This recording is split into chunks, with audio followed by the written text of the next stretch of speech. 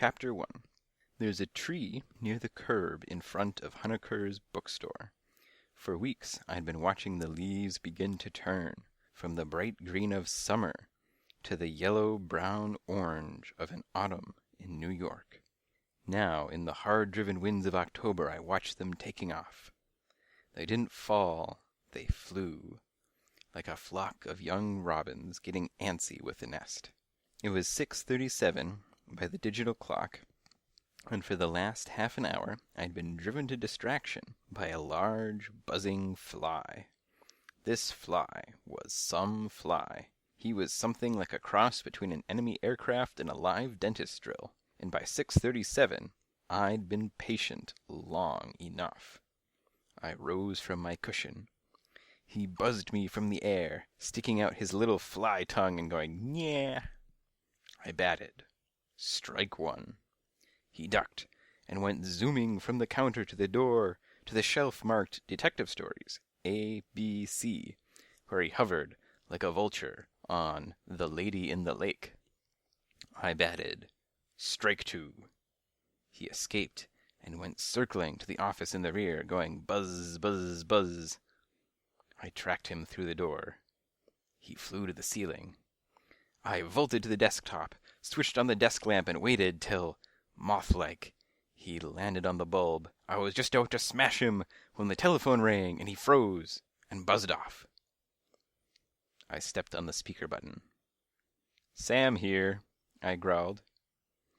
"Is this Sam, the detective?"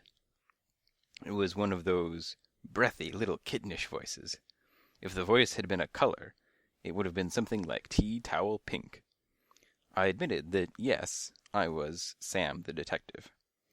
"I'd like to consider hiring you," it said. "Are you experienced and reliable?" My mind was on the fly. "If I weren't," I suggested, "do you actually think I'd tell you?" She paused. "Tell me what?" "That I'm an inexperienced slob." "Oh, I see," she said, and suddenly the voice was pink ice. "Well, you're just what I expected. A smart-talking shamus with a really stupid wit. I know all about detectives," the voice blathered on. "I imagine you've got a lot of dirt under your nails, and never wash behind your ears, and think it's howlingly amusing to be rude and impolite. I'm just amazed my brother likes you." The fly was on the floor. He looked at me cagily from little fly eyes. "Your brother?" I squinted. "Sandy," she sniffed. "The actor. The one who does the cat slop commercials. You remember him?" "Of course I remember him," I said. I'd met him on a case where I'd traced a jade necklace and Sandy'd been some help.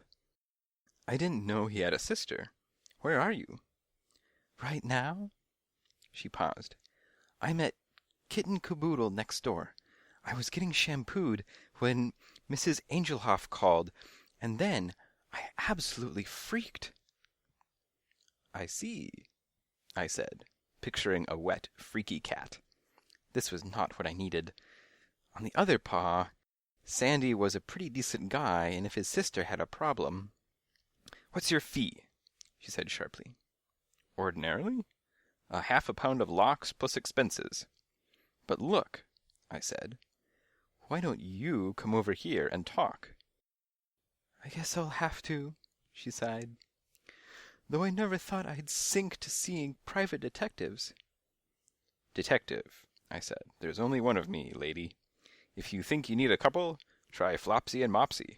They specialize in finding lost mittens, I've been told." "You're very rude," she said. "Right. Try Flopsy and Mopsy. Their motto is, 'We'll never find your mittens, but we're nice.'" The sound from the telephone was something like an oof, and then bang, she was gone. I clicked off the speakerphone and hunted for the fly. He was right near the ceiling. He was wiggling his ears at me and buzzing like a little black phone that's off the hook. "You've got it wrong, pal," I told him. "You think you're in heaven, but you're only on a wall. You ever hear of Humpty Dumpty?" I was talking to myself. I didn't know at that moment I was talking to myself, because I didn't really listen.